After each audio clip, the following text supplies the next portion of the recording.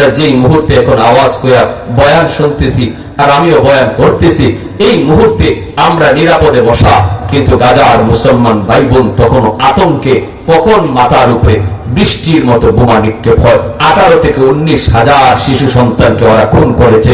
কি অপরাধ ছিল আমাদের শিশুদের? একটু আওয়াজ দিয়ে বলেন ঠিক না?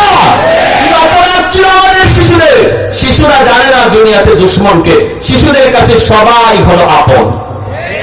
শিশুরা দুশ্মন জানে না, শিশুরা দুশ্মন চিনে না, শিশুরা সবাইকে আপন জানে।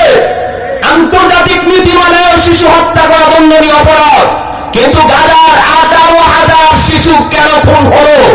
মুসলমান তৈরি থাকো, একদিন বেঈমানদের কাছ থেকে কড়ায় গন্ডায় হিসাব আমরা চেয়ে নিব ইনশাআল্লাহ।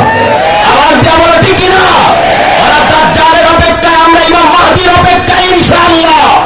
যদি সময় এসে যায় এই প্রশ্নের যথাযথ জবাব নেওয়ার সুযোগ যদি তোমার সামনে এসে যায়, কোনদিন যুবক কারা কারা তৈয়ার আছো জবাব দিতে? হাত উঠে আল্লাহকে দেখাও।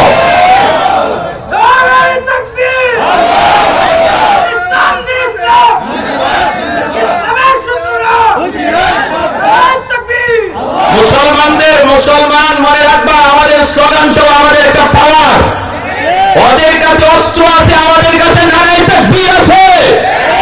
আমেরিকার কাছে পারমাণবিক বোমা আছে, ঈমান নাই। আমাদের কাছে দৌলতি ঈমান আছে। আমেরিকার কাছে অস্ত্র আছে, ঈমান নাই। এজন্য মাইকটা হাতে নিয়ে স্লোগান তোলেন, যেদিন বেঈমানদের কলিজা কাঁপবে আর ঈমানদারের ঈমানি জজবা বাড়বে, ঠিক কিনা? মাইক হাতে নিয়ে স্লোগান দেন।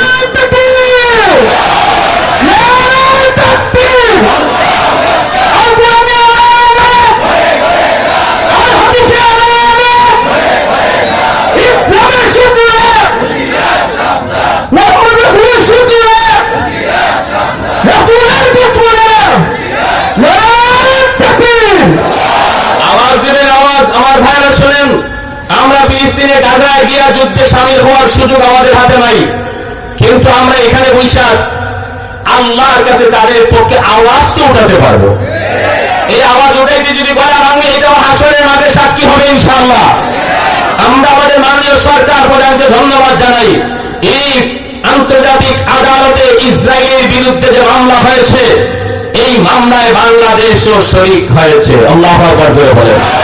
সৌদি আরব সাহস করে নাই, আরব বিশ্ব সাহস করে নাই ইসরায়েলের বিরুদ্ধে মামলা করতে, কিন্তু বাংলাদেশ সরকার প্রধান সাহস করেছে।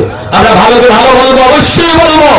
আমার ভাইয়েরা জাতিসংঘে ফিলিস্তিনের পক্ষ নিয়েছেন ওপেন, এজন্য আমরা এটা বুকের ভিতরে আশা রাখতেই পারি, যদি কোনদিন গাজায় গিয়া